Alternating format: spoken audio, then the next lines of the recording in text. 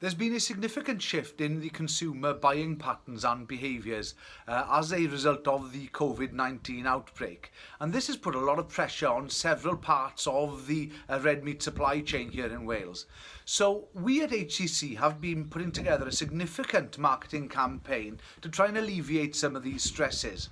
Now, this is building on the success of our recent sustainability campaign, and the new campaign will be using a mix of traditional and more innovative marketing techniques, really to drive home the message. Now, the first part of that campaign is using a dozen chefs which we've recruited, and they're going to be producing their own videos on their mobile phones in their kitchens to try and inspire the consumer to have a go at cooking some restaurant favourites maybe at home.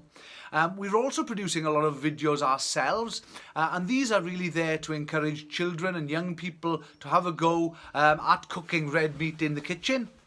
And then finally, we're also working with Chris Roberts of Bwyd Epic Chris, an old friend of ours, and he's going to be challenging us all to have a go at pimping up a steak sandwich. Now, what we'll see then is a shift in the focus of the campaign as we head towards late spring and early summer, where the focus of the campaign will move naturally towards lamb and away from beef.